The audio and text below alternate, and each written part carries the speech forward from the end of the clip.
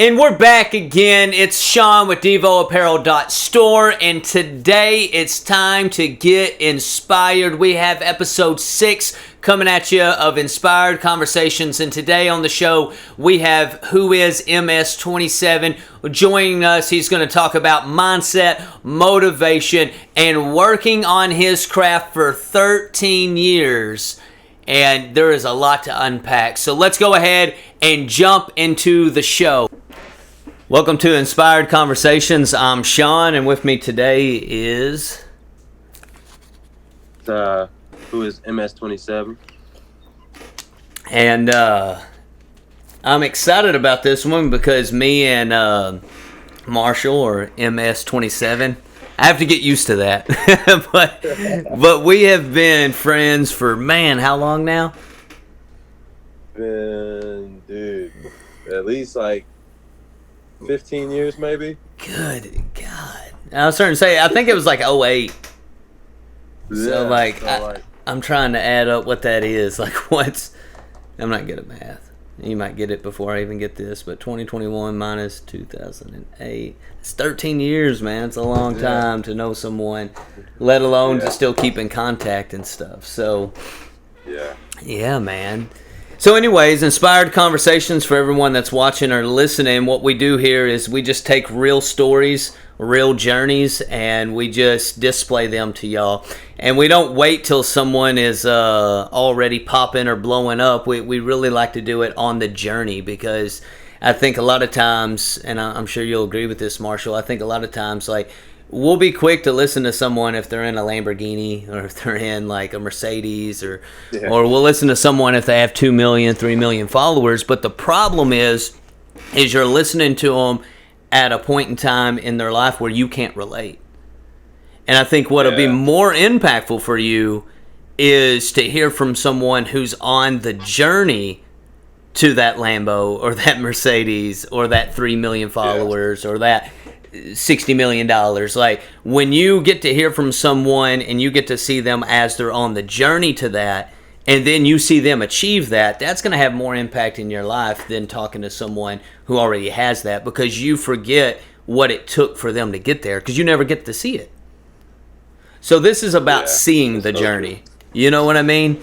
Because you're more impacted when you get to see it. Oh, yeah. So anyways, tell us about... I know what you mean by that. Yeah. So anyways, I want to start. What got you into music? Because you're a musical artist. You're a singer, rapper, correct?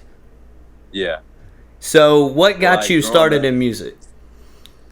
Well, like, growing up, my mom, she would play music all the time, and it just made me feel good, you know what I mean? So, like, I just love music, and I was like 6 years old. And I was 5. I was asking my mom if she'd get me a guitar, and she was like, "Are you even gonna play it?" She got me one when I was 6. I picked it up, and I took one guitar lesson, and they taught me something I already knew. So I was like, I'm not going back. And I just was like at home, and I learned everything by ear. And ever since then, I just never gave up on what I love to do. When I'm down, it makes me feel good, and it just helps me escape from everything. So that's awesome, man. And so at age, 5 or 6, you start getting into music. And then when did you start to see it as something that wasn't just an escape, but it was something that you were going to pursue as a career? Because that's two different things, right? Like, we all have hobbies, but then we have things that mean a lot to us. But like I love to travel and see waterfalls, but I'm not going to turn that into a career, because as much as I love that, it's my escape. So I don't really want to mix the two. You know what I mean? Like, it's just purely, like, the best trips are when I'm by myself. If I'm with people, I don't get the same vibe from it. So when did you transition from wanting it to just be an outlet to a career? So when that happened, it's like I moved to a very bad town, which was like Carroll, Illinois.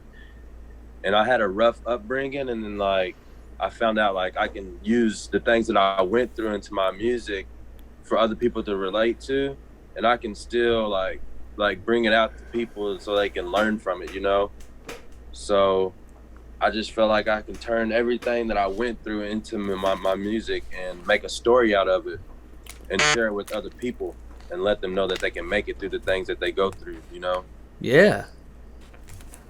Yeah, that's awesome, man. So, So that's what made me start wanting to like use my music as my career. You know, it's like I can help other people get through things through my music. You know. yeah, absolutely. Yeah, I think that I heard it put this way. There's this motivational speaker, Eric Thomas, E.T., and he puts it this way. He says, "You're already going through pain, so get something out of it." And see, he was Yeah. homeless as a teenager. He like ate out of trash cans. He was in Detroit, so he had like this rough upbringing, kind of like what you're describing.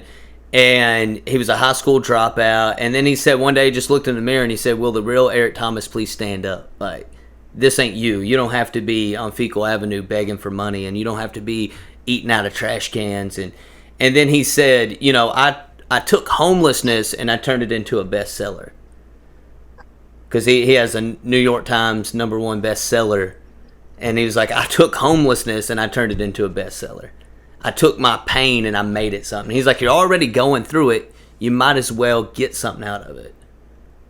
And so I resonate with that because it's the idea that like your pain and what you're going through, although oftentimes in the midst of the pain and what we're going through, we can't see what it's going to do. But Yeah. the worst thing to think is that your pain is pointless. If you can see purpose in your pain, when you see purpose in your pain and you realize that that pain has a purpose, because I've said this before, like, you don't know how strong you are until that strength is challenged. You don't know what you're capable of until what you're capable of is drawn out of you. And it's oftentimes the difficult times that draw the best out of us. Yeah, that's true. You know what I mean? So the not so good times draw out the really good stuff that's inside of us. And if it's never challenged, it's never drawn out. And so when you see purpose in your pain, it gives you perspective. And now you know that you can use your pain. You can use your pain as a tool. You know what I mean? So I respect my pain. Yeah. I respect it. Like you know my story, like being homeless at 14. I respect the hell out of that. You know, now I don't love it. I ain't going out here trying to be homeless right now, but it gave me perspective that I wouldn't have, and now I see it as a tool. So I respect it, and I pay homage to it, but I don't celebrate it too much because I know my strength is always greater than my pain. Oh yeah. You know what I mean? And so like I appreciate the pain because it's in the pain that I found my path, and that's similar to what you're talking about. Yeah. Exactly. I mean, that's exactly how I look at it too, you know, because like a lot of stuff that I've been through in this past couple years alone, you know, it's brought a lot of things out of me that I didn't know I had inside of me, which were things that are making me better, you know. So yeah, man, I love that. I love how it's kind of like toothpaste. I use toothpaste a lot as illustrations, but it's kind of like toothpaste. Like, you don't get the paste out of the tube without some pressure. You know what I mean? Yeah. It's like the only way you're getting that toothpaste out is you got to push on it. You got to get some pressure. And likewise, I think all of us are born with gifts and talents. I think all of us have passion and all of us have purpose. It's oftentimes that we just don't know how to access it. Yeah. Right? And the pain and the desperation makes us access it. It makes us get into it. We have no other choice. Our back is up against the wall. And so we're forced to deal with it. And then that is when we find purpose. That's when we find passion. That's when we find what it is that we were put on this earth to do. And then that's when we have the most dog within us, or the most angst within us to make it happen. So yeah, that's one thing that pushes me every day. You know, I wake up and tell myself, you know, I got plans. I have plans. You know, I have plans. And I have plans to do big things and great things, and I want to do that. And nothing will stop me, you know. Mm-hmm. And I learned that. I've learned that from talking to you too. You know, in the past, if you telling me, you know what I'm saying, like, write it down. You know, tell myself and look at it every day. You know. But now I got it in my head. I have plans, you know? Yeah. So I can't wake up a day without telling myself I have plans and I have goals, you know? And that's what I keep in my mind every day. Yeah, dude, and that's so true, and it's so good because it's like all the stuff on my wall is like my affirmations. You know what I mean? And if you saw the whole studio, which I sent you pictures, but like there's sayings all over this back. Like there's a top part here, and there's sayings all on it, and then on the left side of the wall, there's all the affirmations and my goals, and I just have visualization all around me.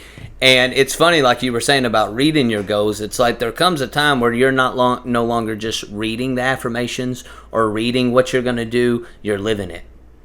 Yeah. It becomes a part of you. And it's really about training your mind, because what you think on is what you'll focus on, and what you focus on is what you become.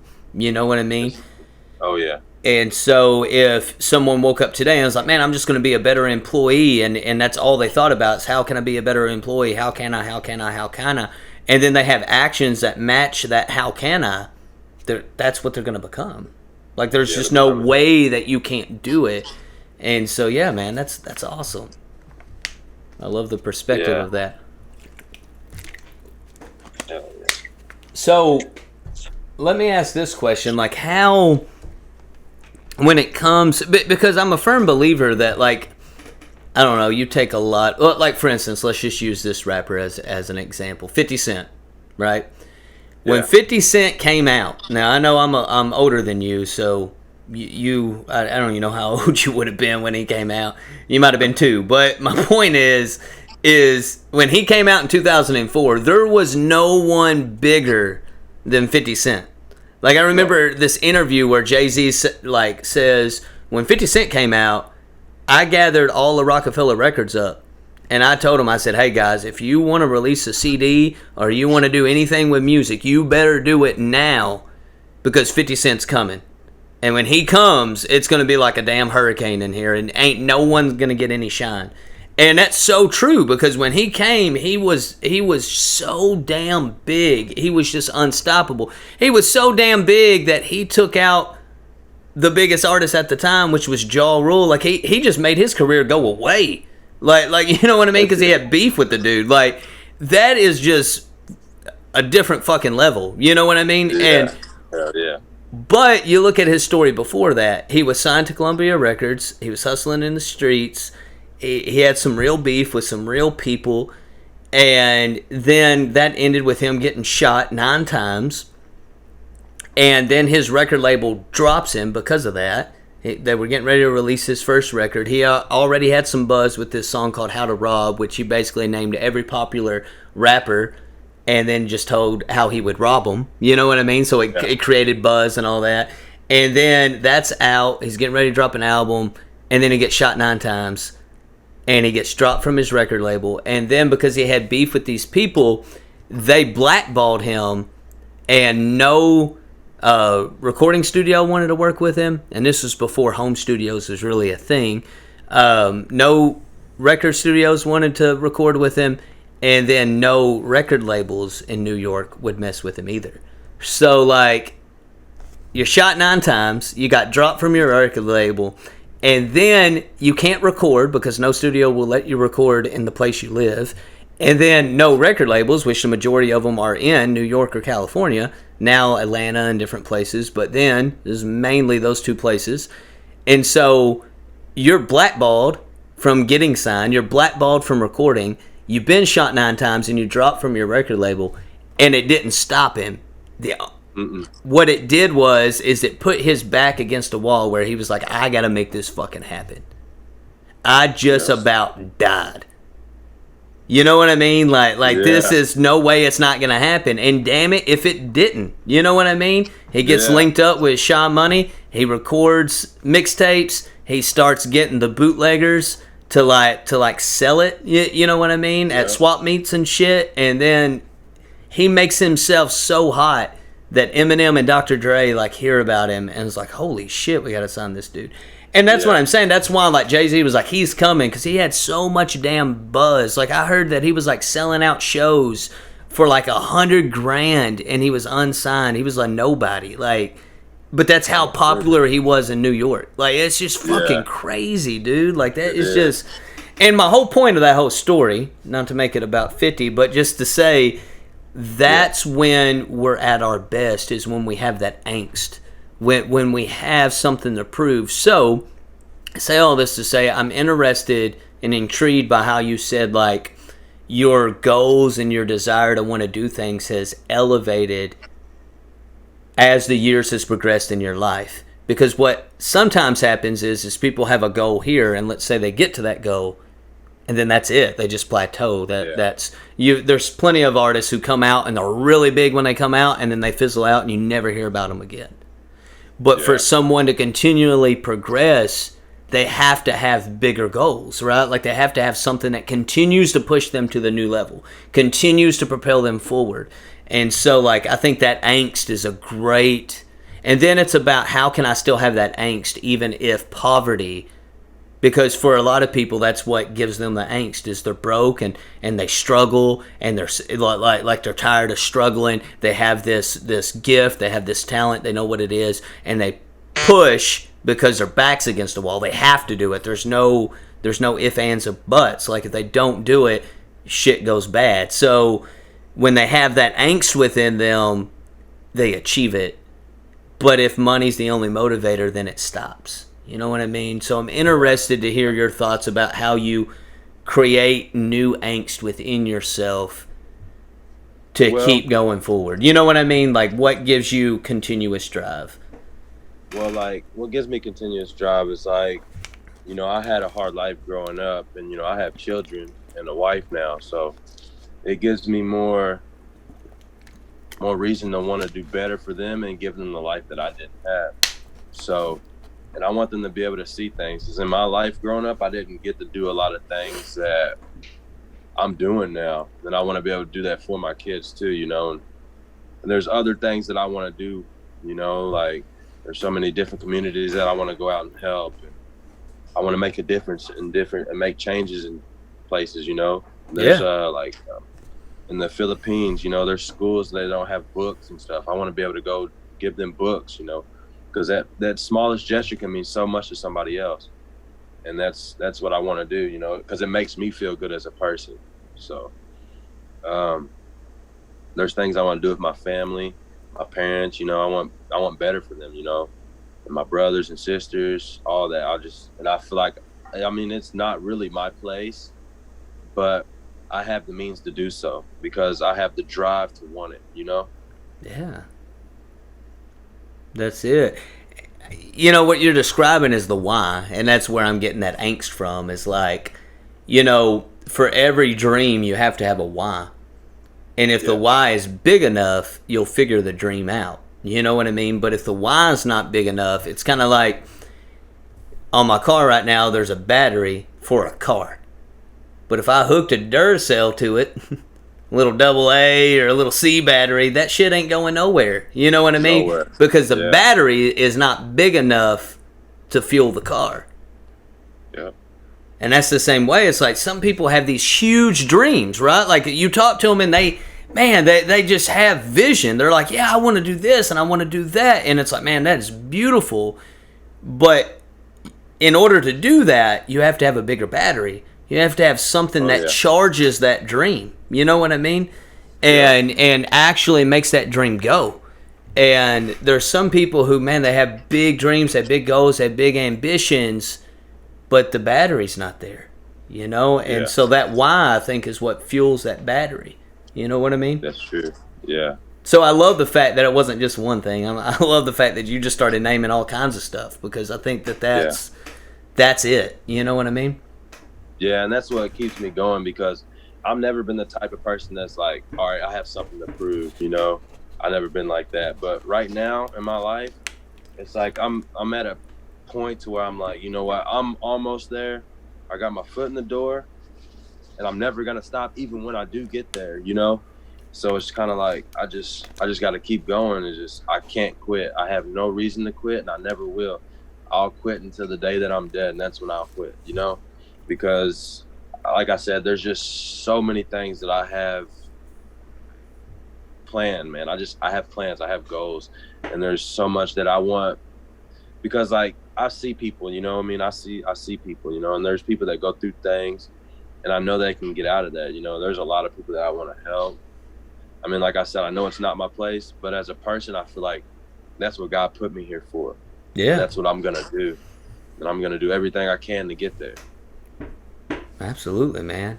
Yeah, it's really good to hear, like you said, like the why to what you're doing, and the fact that, like, in your mind, I love how you keep just saying you have plans and goals, because I think sometimes it is helpful to know what your goal is and what your plan is, but like you said, like, you know what they are, so instead of going and saying my plan is bam, bam, bam, bam, you're just reminding yourself, like, I have goals and I have plans. And I love that, because that can continuously change, and it has to, in order for it to sustain. Like we were talking about earlier, like, if you just have one goal, once you reach it, then what?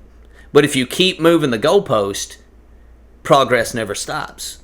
No. You know what I mean? Execution never stops, because the goalpost is, all right, well, I got to this. Bam, now it's this. Bam, now it's this. Now it's this. Now it's this. Now it's this. And it just keeps going forward. And so there's never a stopping. You know what I mean? There's never a I've arrived. There's a no, I haven't arrived, because I got here, but I still got breath in my lungs. And as long as there's breath in my lungs, there's more for me to do. There's more for me to unveil. There's more for me to do and see. So, yeah, man. Yeah. And with that, you got your wants, because everybody, they want things in life. They want material things. It's everybody, Oh, yeah. Like there's things in life, I want me a nice house for my family. I want us a nice pool house. And you want those things. I want those things. And I'm going to get them. I'm going to do what I have to get them. And I'll keep that in my mind. Along with the goals that I have set in my plans, I want those just as much as I want the things that I want for my family, Nice car, nice clothes, But that's really not that important to me. But, everybody has wants in life. Yeah. And that's part of the, what I'm saying? That keeps me going, is like, I want all these things, and they're just not going to come to me. So I have to work hard for them. I have to want it every day and know what I'm wanting, So that's another thing that really keeps me going, and just keep pushing every day, man, and just telling myself, I can't give up or I'll never make it out, never. Yeah, I like that. I like how you said they're not just going to come. You know what I mean? Like we have to, because I was saying this the other day, like, I believe opportunities all around us. We just have to have eyes to see it. You know what I mean? Like, I think, like, the thing that you want is there. You just have to open up your eyes to the fact that it is there, because I think a lot of times people are like, we make excuses. It's how we excuse ourselves for why we don't do things, right? So someone would say, well, it's easy for them. It's easy for them because they grew up here, or they had this resource, or that may be true. It may be true. You know what I mean? Yeah, maybe we got the short end of the stick. Maybe we didn't grow up in a family with money. Maybe we didn't grow up with this resource or that resource. But at the end of the day, that doesn't do anything about our situation. Our situation is still our situation. So instead of using that as a form to excuse ourselves as to why we don't achieve greatness, why don't we use that as a launching pad to say, but how sweeter will it be when I make it? Yeah. Because I made it from the bottom. You know what I mean? Like, I made it from homelessness. I made it from this, whatever it is. But you know what I mean? It's like, how much better will it be how sweeter will that moment be? Like, yeah, you made it from a trust fund, but I made it from the dirt. Yeah. Like, that to me is it gives drive to do it. You know what I mean? And so, like I said, I think that opportunities all around us. We just have to have eyes to see that it's there. You know what I mean? And especially in the day and age that we live in, with like how music has changed to where you have the internet, and you have a means to be able to touch everyone in the world from one place. Like, you don't have to go all over the place like you used to. You know what I mean? You don't have to drive every major city and sell CDs in every major city and try to build a circuit that, like, you don't have to do that. Like, now you can just do it straight from a laptop. And that is it's amazing to me. So as we're talking, so in your story, like, you start music as a way to escape. And I'm going to say escape in the way of like, not like I'm trying to run from my problems, but a way to deal with your problems and a way to vent your problems. And in doing so, you find like, wait a minute, this is something I'm really passionate about. And then, as you said, like it starts to transform into like you're looking at your situations, you're looking at this gift and talent you have a passion for it. So now you're like, okay, I'm going to like pursue this. What was the process of recording for the first time? You know what I mean? Like, what did that look like? When did that happen?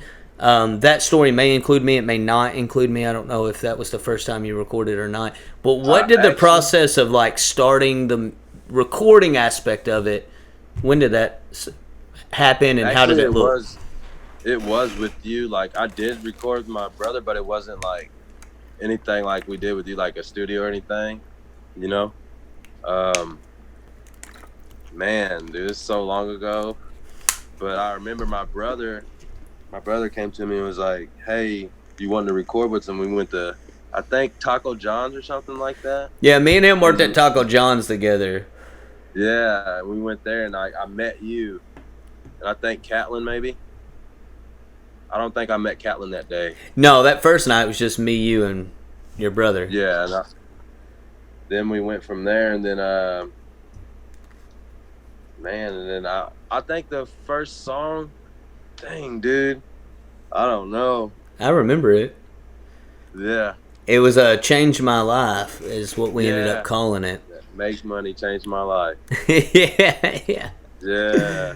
Yeah, like I didn't know if that was your first time or not, but I wanted, even though we know each other, you know, for viewers and people listening to this, you know, I feel like anytime you transition from doing something as like a side thing to a thing where you're like, this is going to change my life, this is going to be what I pursue now, this is going to be my dream, this is going to be my reality, like, there's a process, you know what I mean? Like, it's like a kid learning how to walk, you know what I mean? Like, the first couple of times you do it, you're just crawling or you're just rolling over, and then you're like your new son, you know, like, I don't know why I said new son, your new baby, who's a son. Yeah. Anyways, but, you know, like when a child starts to walk, when he starts to walk, like, he's not just gonna, like, just start walking one day and just be running around. You'd be like, holy shit. Like, it's gonna happen in a process. There's going to be that rolling over stage. There's going to be that crawling stage. There's going to be that pulling up stage. There's going to be that stage where he's standing and he's wobbly and he's hula hooping. You know, there's going to be that stage where he does that for a while, and then there's going to be that stage where he wobbles a little bit, takes a step, wobbles, takes a step, and then he falls. And in that moment, that's the process of walking. That's the process of, like, getting your footing, the stability, like, all of that. So I kind of wanted to get into your mindset, even though I was part of the story, for the viewers. Like, what was it like that first time recording? Was it one of those things where it was like there was nerves and there was, like, this kind of this fear that you had to overcome? Or was it just, like, immediately when you were in it, you just knew this was it? Or is it a combo? Right. It was, I would say it was a combo, because I was stepping into, like, it was kind of like stepping into a new world. I never really been, because, like, we were recording, like, it was professionally pretty much, you know? Mm-hmm. And that was new to me. So, and I was, like, stepping out of my comfort zone, you know, but then I knew I liked doing it, you know. It was just like, I lived in the studio, man. I was young. I lived in that studio, you know? Yeah. And that was just something I like so much. Like, I just go back and look at that day. It's just like, man, if I could just go back to doing that every day, I would feel good, you know? Because I know that I'm being productive. I'm doing what I love to do, you know? And, like, I evolved so much since then.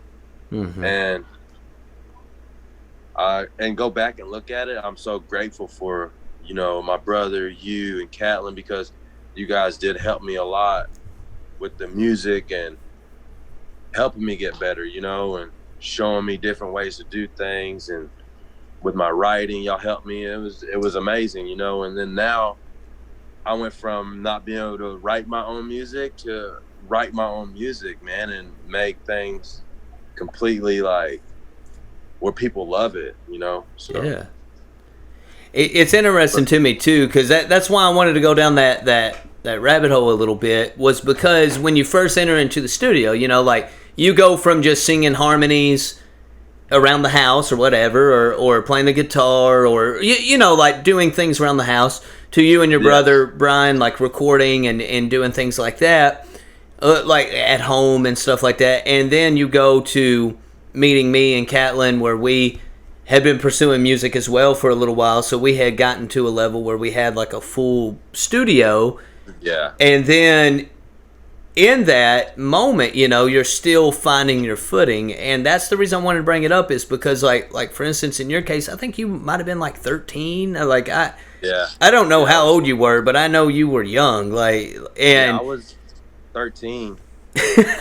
it's crazy. I never like, and of course I was like, I don't know, 20 or something like that. And then Brian, I think, was closer to my age, and then Catlin was, of course, closer to my age. But it was awesome to see, like you said, like going into that process. I never got the sense that you were ever nervous on that first night. I never got that. I actually got that more from Brian than I did you. But Brian's went away like the moment the mic came on. Like when he was first there, he was just kind of like a little, and I think it's more just personality differences between you two.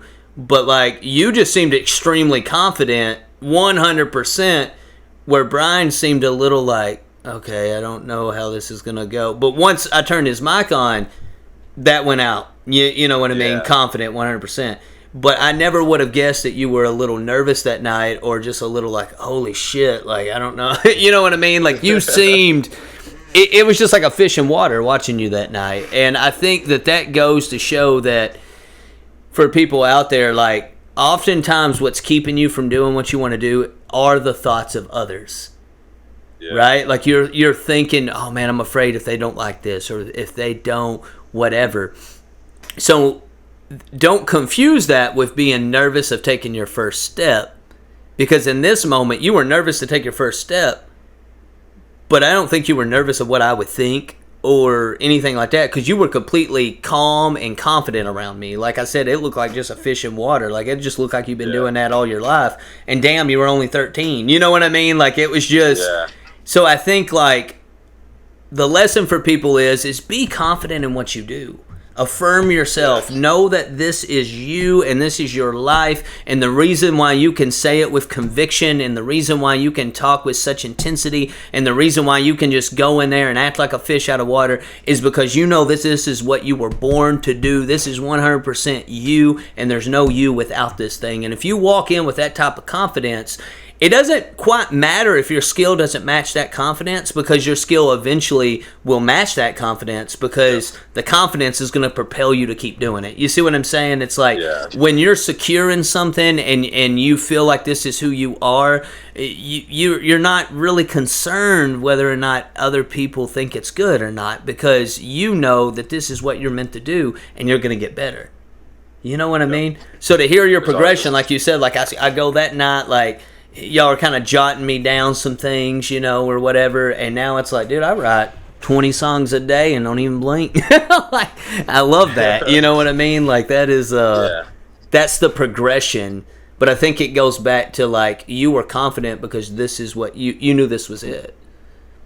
Yeah, like that's what even when I was young, I told myself, you know, my nerves, I can't let get the best of me, and you know, hate it or love it. You know, there's going to be people out there that hate it. There's going to be people out there that love it.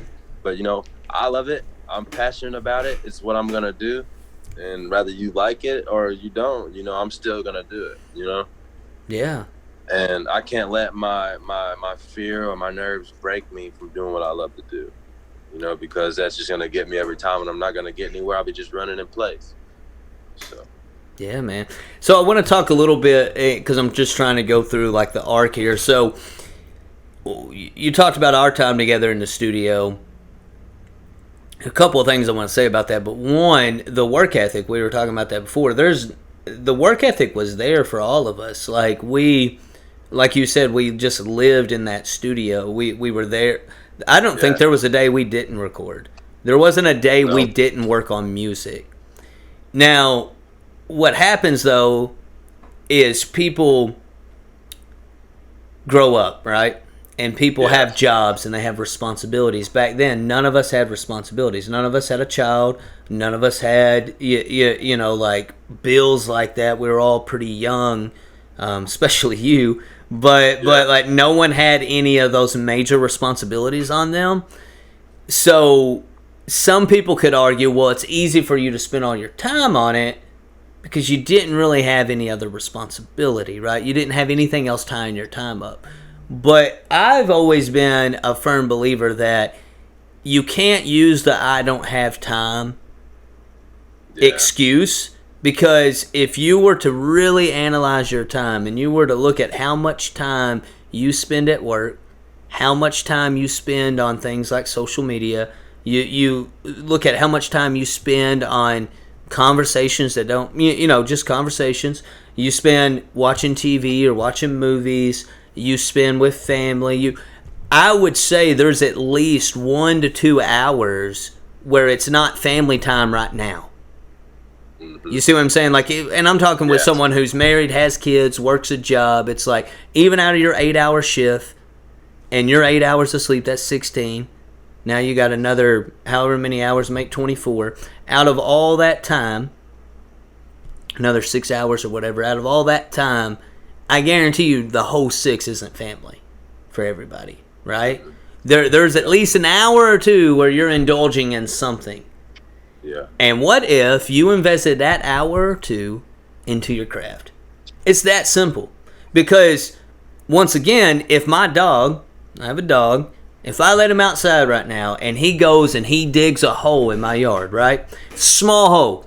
Go out there, I catch him about 15 minutes. Okay, he only dug for 15 minutes. Bring him back in. Goes back out the next day and he digs in that same hole in the same spot and he digs for another 15 minutes. And then this repeats every day for a whole year. You know how damn big that hole in my yard's going to be? Yeah. Why do we look at dreams any different, man? Like, why do we look at goals any different? I think it's because we psych ourselves out. We look at the big picture so heavily that we don't see the steps to get to the big picture. Yeah. It's like it's like being in Walmart and you see that big ass TV up top, and instead of like focusing on how do I get that TV off the top shelf, we're just focusing on like, damn, look at that TV. You know what I mean? Like, it's impossible to get. It's too big. And there's a way to get it. Ask for help. Get a ladder. Do whatever. And so there are steps to get to your goal. And if we broke it down like that dog digging a hole in my yard, 15 minutes a day will eventually add up. You know what I mean? Yeah. And when you think about it, like if you do 15, I'll add it up right now. Like if you do, just so we see the significance, so like 15 minutes a day times 7 days a week times 52 a year, that's 5,460 hours. Yeah. Like, think about that, man. Yeah. Like, I said hours, it's minutes, but still, like, and then divide that by, hold on, that's minutes, so divide that by 60. It's 91 hours. Hold on. My math might not be right, but anyways, my point is that adds up over time. And so imagine what would happen if you did an hour. That's 7 hours a week. That's a little easier to add. 7 hours a week times 52 weeks. That's 364 hours. You know what I mean? Like, that adds up. Time adds up. And that's my point. And so, like, going back to that story, man, the work ethic was there for all of us. And it's remarkable to know, like, how much you were working on it at that age. And then to see that progress comes from that. You know what I mean? Skill is developed in time. Right? Like, you don't have to be the most skilled. You don't have to be the most talented. You just have to be the hardest worker.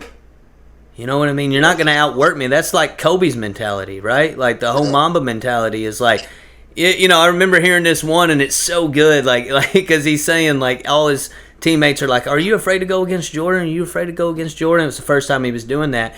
And he's like, that was the moment I realized that my teammates did not understand that I was him. Yeah. That we're the same. Yep. And I was just like, damn, but that's because he was developing himself. He would practice 4 or 5 times a day where some guys were only doing it once. You know what I mean? And he would wake up at 3 so he could do that. He'd do his first training at 3 so he could train 3 or 4 or 5 times a day where other guys are only doing it once. And he was like, so they're never going to catch up to me because I'm always going to be ahead of them.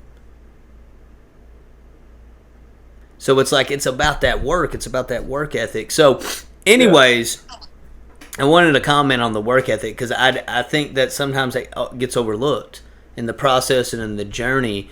You have to put in the time.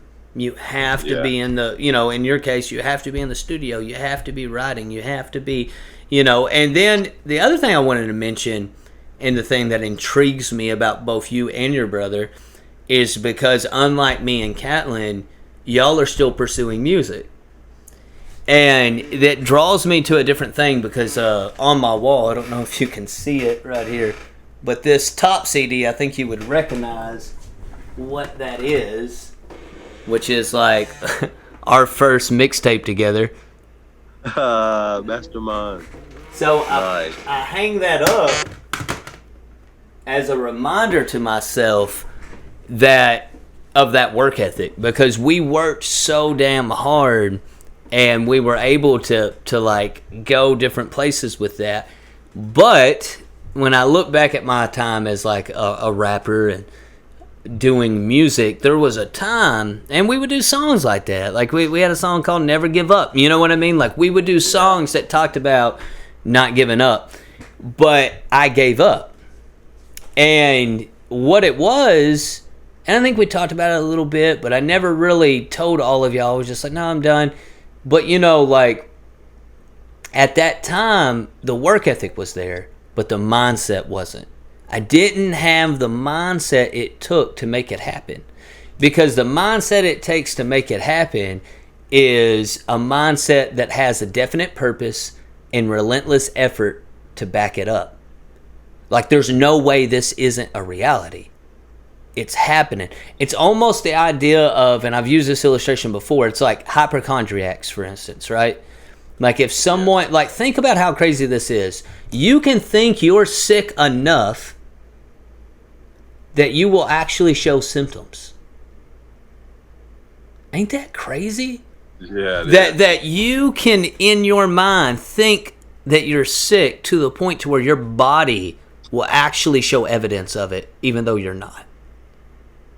Likewise, what if you thought you were what your dream is? How could it not be the same shit? That's true. How could it not happen the same exact way? It will, right? Like it just does. It does because you have convinced yourself of that. Once you convince yourself of that, your mind starts to constantly process and think about that. So now new ideas for whatever you're wanting to do, in your case music, new ideas for songs, new ways to promote, new ways to market, new ways to get the music heard, new ways to, all that comes from telling yourself, I will do this. And no is not an option. It's like I tell people all the time, I'm not afraid to be broke because I've been broke, right? Like I'm not afraid to be homeless. I've been homeless. If I can make it out at 14, I sure as hell can make it out at 30. You know what I mean? Like there is no doubt in my mind. Like if I could figure it out then, I can sure as hell figure it out now. So I'm not afraid of it. But oftentimes, my not fearing poverty led me to poverty. And here's why. Because even though I wasn't afraid of it, I hadn't refused it. Oftentimes, people's fear of poverty keeps them from pursuing their dream because they're like, well, I could lose everything. I'm not afraid to lose everything. However, I need to refuse to lose everything. It's just a subtle little shift. It's like I have a great gift in not being afraid of poverty, but I also have to bring that into subjection and say, but I refuse that shit. You know what I mean? So likewise, the reason I stopped music, and this isn't about me, but I'm relating to your journey here, and I really want to help people listening. The reason I quit music and the reason I gave up on it was because I didn't have that relentless effort of it not happening. Like, it's not a question. I didn't have that hypochondriac mindset where it was just like, no, there's no way I'm not this. There's no way I won't do this. There's no way it can't happen. It doesn't matter if T.I. rejected the demo. You know what I mean? Like this is still going to happen. But in my mind, when I got that rejection letter from them, I was just like, okay, that's it. It was just instant, like, it's done. I like, this isn't working anymore. And that was because the mindset wasn't there. You know what I mean? Like, I had the work ethic. I had the ideas. I had, like, all that. But mindset wasn't one of them. And now that I've embraced this part of my life and there's mindset, there is no doubt in my mind that I couldn't do anything I set my mind to. No doubt. Like, there's no way it won't happen. And even if it doesn't happen in this instant, it's still going to happen. It's just like the 50 Cent mindset. Like, if he had the mindset that I had when we got that rejection letter from T.I., then he would have quit when he got shot 9 times and got dropped from his label. He'd be like, well, I tried. Yeah. But in his mind, he's like, no, I'm the biggest artist in the world. Just got to show the world. You know what I mean? I just got to let them know who I am. That's it. And so I've always admired the fact that you're still doing that. Fast forward 13 years. You know what I mean? Yeah. Like, it is it's impressive to me that your mindset it is there. I don't know if it has always been there, and that's going to be my next question. Has that mindset of, because like I just described with me, like, that mindset just wasn't there at that time. It was like I was willing to accept defeat. Even though I was saying I would never give up, I did. I accepted defeat eventually. Do you feel like that mindset of not accepting defeat has always been there, or has that developed as you've went through? Because 13 years is a long time. Yeah, it was kind of like halfway there in my mind. You know, it was just like I didn't want to take no for an answer ever. You know, because I always knew I had it in me. I believed in myself, but like as time went on, I believed in myself more and more because I had people that weren't even family that believed in me. So, you know, that speaks volumes, you know, when you have people that aren't even your family believing in you, you know, that touches you somewhere you just, you know what I mean? Just couldn't imagine. It's just like, I have somebody believe in me that doesn't even, you know what I mean? They barely know me, you know, and like I have a brother or a sister that doesn't even believe in me, you know? So it's just, it hits you. And then like when I was younger, I heard that like we didn't get accepted, so it's just like I still didn't want to give up because like I said, I won't take no for an answer. I seek no failure. Hell yeah. But I mean, in life there is gonna be failures and ups and downs, but I won't let that stop me from doing what I have to do. Yeah. Yeah, I was interested to get your perspective because it was something we never talked about. None of you guys ever really asked me why I left. Y'all just was like, okay, he's out. You know, and it was one of those things where I think all of y'all just respected the fact that I felt like I needed to walk away from it. But like I said, that mindset there, it just wasn't there for me. And I see that it's in you now. And I was just curious if it had developed over time. Because now I feel like whatever level it was then, it has definitely been amplified. It's kind of like the meme of the Dragon Ball Z. It's like 9,000. You know what I mean? It's just like, it is incredible now that this is just 100% what you're going to do. And there's no doubt in my mind that you're going to do it. You are doing it. And you're already making moves. And the moves are only going to get bigger as you continue to go forward. So there's no doubt in my mind that you're going to do it, and I know there's no doubt in your mind, and there's no way you would ever accept it. And I love that. You know what I mean? Because that's what it takes. Like we say, I mean, you can just keep going over and over and over through everybody that's ever done anything phenomenal in their life. There is always a period of time where it didn't happen. You know what I mean? Yeah. Colonel Sanders had like a damn failed fried chicken business numerous times. Like, there was a moment where you think he'd make it and then it failed, and then there's a moment where he thinks he'd make it and then it fails. and then like he just keeps like failing. You know what I mean? I'm not going to break down his whole story, but you know, like he goes from a gas station just to cooking chicken for customers as they're waiting.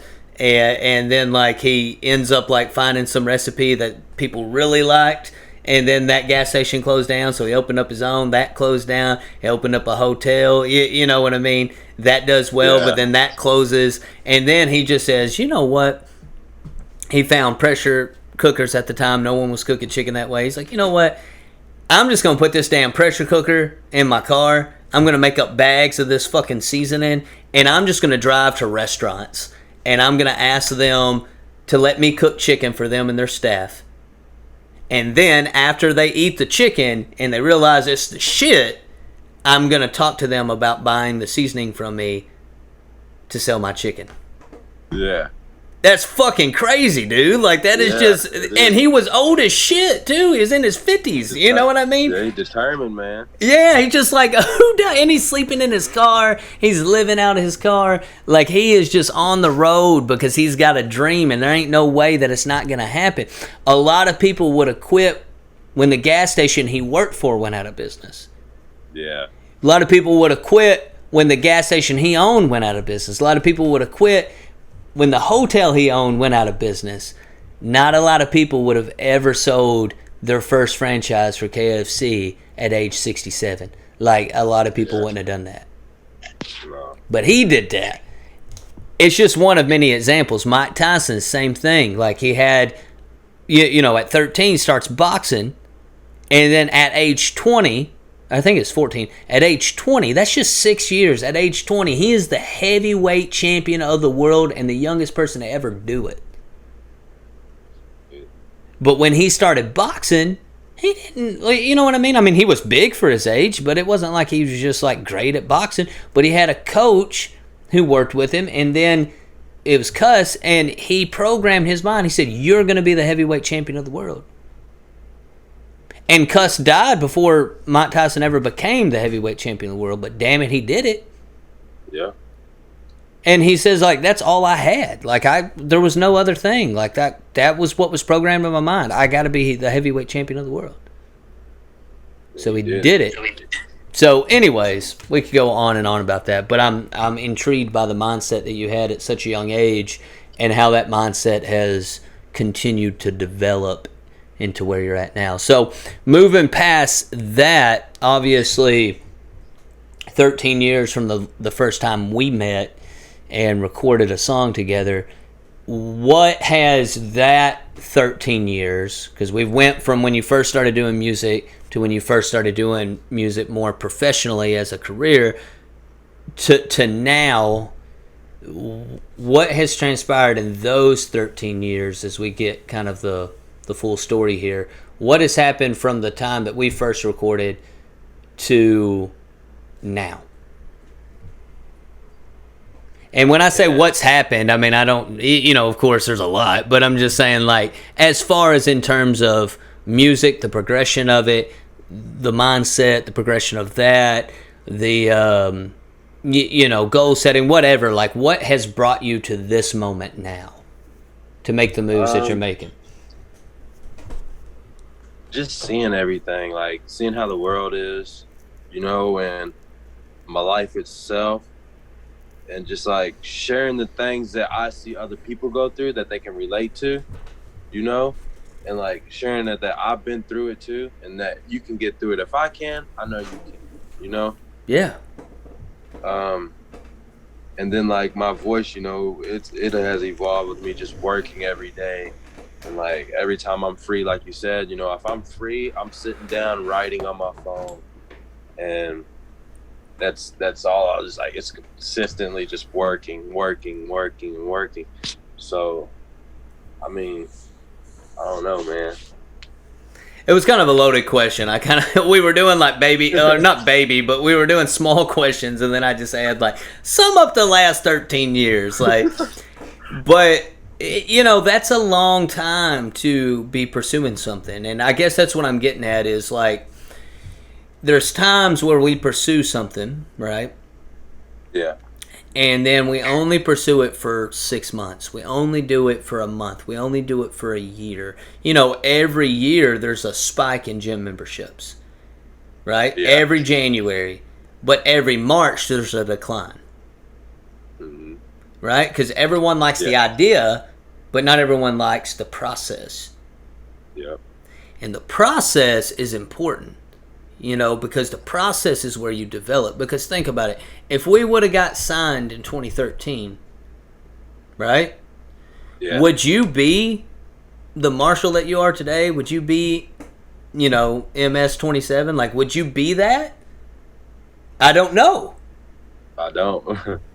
Who knows? You know, because there's a lot that's happened for you to be who you are now. Yeah. So if we would have made it then, who the hell knows? You know what I mean? Like there's not knowing. But what I do know is that the mindset development, the changes in your life, the angst of having a family, all of that wouldn't have been there because you didn't have any of that at the time, you know? So it may have been there later, but it would have been totally different because now you're not growing up in situations that make you struggle while trying to provide with a family, so that gives you more why. You know what I mean? Yeah. It's like you're growing up with a family that's in luxury because you made it when you were 13. You know what I mean? So it's like you don't know how that road will play out, but I think it encourages people to know that, like, you as an artist have been pursuing this professionally for 13 years.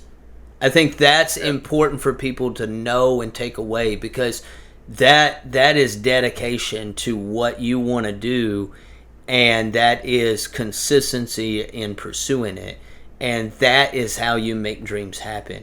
You know, it's not to say that you can't make it happen in a year, but it's also to say, like, people can also win the lottery, but they ain't winning that shit all the time.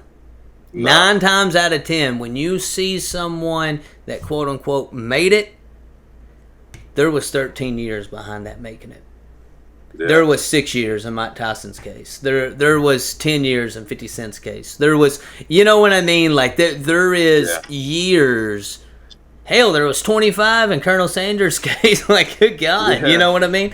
Like, and that's my point, is that to pursue something for that long takes a definite purpose and relentless effort to go after what you want and to achieve it, you know. So as we wrap this up, man, it's easy to get wrapped up because, of course, we're friends. We've been friends for a long time. But let's, as we close this out, let's talk about now. What's going on now? What can you tell us? I mean, obviously, you might not be able to tell us everything, but what's going on with you now in your musical journey, in the music industry? What do you got going on? What are you doing? What can you tell us about what's happening now? Well, I just got picked up by an independent record label out of Chicago. It's pretty good. A lot's in my favor. I had 2 offers from 2 different record labels, which was Atlantic and Interscope Records. I got 3 albums that I'm working on, and I got a single that's about to be coming out on the 10th of September, and supposed to be working with a big artist, Kodak Black. So it's pretty cool, man. Just doing what I got to do right now, man. It's just basically, it's like, it's to the point where, like, I've been working hard, but now it's time to work harder, you know? Mm-hmm. So that's where I'm at right now. It's just like always working and working harder and harder. Like, even if I'm working at work, dude, I'm still writing music. If I'm free, I'm going to pull my phone, write.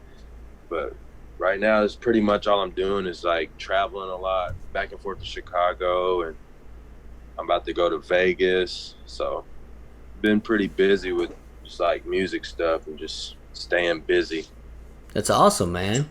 That's awesome. Yeah, I wanted to get to the crescendo here because I think it's awesome. Once again, you know, it was 13 years of you writing. It was 13 years of you recording. It was 13 years of you pursuing, working on your vocals. It was 13 years in the making to you getting signed, to getting those offers from Interscope and Atlantic, to getting to work with big name artists. Like, it was 13 years in the making of that, and that's why I really wanted to go through the journey first before we got there, because we certainly could have started with that. But I'm glad that we were able to just go through the journey of what it took for you to get to that place, because a lot of times you hear a new artist and you think they just came out of nowhere. But a lot of times they've been grinding and you just hadn't seen it. But the reason you see them now is because they've been grinding. They worked. You know what I mean? Yeah. And one last thing I'll say on this, but it just, when you said that, it made me think of this. Going back to E.T., he has this quote where, he became the #1 motivational speaker in the world. And he said, he was talking to NBA guys, and he was like, you made it to the league. And now is when you start to go soft. Like, now is when you stop working. Now is when you stop grinding. Now is when you start wilding out. You made it. You know what I mean? And he said, I became the #1 motivational speaker in the world, and I didn't chill. I said, okay, now I got to work harder. Now I got to turn it up. Because I don't know how long I'm going to be #1.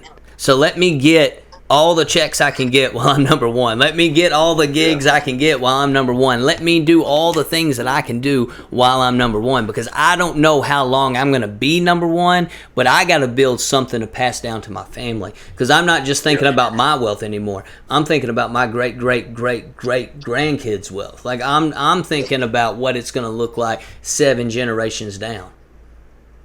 And it's like, yeah, man. Yeah, dude, it's awesome. That's awesome. Well, is there anything else you want to share or say before we end this? I appreciate you having me on, bro, and I thank you for everything that you ever done for me, bro. You've been a real good friend in my life. Yeah, brother, it's just, and I'll always stay in contact with you, bro, no matter what, that. Absolutely, man. It's just, I don't know. I just want to let everybody know, if you want something, you just gotta go out there and get it, and you just can't give up on yourself or anything that you love to do, because once you do that, man, it's just hard to get yourself out of a hole that you know what I mean? Yeah, that you dug. Yeah. It's like, once you give up on yourself, you put yourself in a hole. You get stuck in a rut, man. Because I've given up on myself before, So true. But I got myself out of it because I believed in myself, and I had other people that didn't believe in me, that like just made me want to work harder, That's it, man. That's it. Yeah, man. I've always appreciated you too, and always will, man. Like, I've always, since the day I met Brian first, but then like the day I met you, man, y'all just became my brothers. I mean, hell, we lived together for a year because we slept in the studio. We ate bread, we ate and slept music. And so you build a bond with people, and you build a connection through sharing dreams together. And it's so important to have a good team around you. You know what I mean? Yeah. It's so important to have people that, because for every Mike Tyson, like I was saying earlier, there's a custom auto.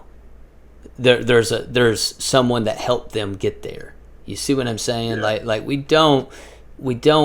It sounds good to say, "Oh, I did it by myself," and it's like, yeah, but there was someone. You know what I mean? There was someone that was with you. There was someone that helped you. So I'm glad you said that last part. Not that it bigged me up, but I'm just saying, like, just the idea of what you were saying about. Yeah, it does. It does. It means a lot to have people in your corner. Like you said, there's going to be a lot of people that don't believe it. And you know what? At the end of the day, they don't have to believe it. It's only your belief that makes it happen or not happen. Your belief or your lack of belief will make it happen or not happen. But when we do have people in our corner, when we do have those few, even if it's 1, 2, or 3 people that are in our corner that just say, man, I believe in you. You know what I mean? Like, I know that I see that in you. I mean, that means a lot to us. You know what I mean? It makes us, it's like every time you comment on one of my videos, dude, I mean, it does encourage me, because I know you're not just doing that. I don't feel like you're just, oh, I need to do that because he's my friend. So I know you genuinely believe in it. And that encourages me, because when you have other people that believe in you, it gives you more dog, it gives you more fire, you know? yeah, some of the videos I watch, man, they touch me, bro. Like I come to tears sometimes, man, because like there'd be times I'm like, even if I'm doing good, I'm still a person. I go through things, you know what I mean? And there's things that I see that you say, man. It's just like I'm going through that at the moment, and it helps me get through what I'm going through. You know what I mean? It's like, yeah, I needed to hear that at the moment. You know what I mean? So they need more people like you in this world, bro. You know. So need more people like you too, man. Absolutely, 100%. So when's the single dropping again? September 10th. And it's Whoism S27 on all platforms, right? Yeah. Okay. All right, man. Well, we'll definitely be looking forward to it. I know me and you'll holler again. And this is Inspired Conversations, and I hope that you got inspired. I'm Shawn. MS27. All right. We'll catch you next time. All right, bro. Later.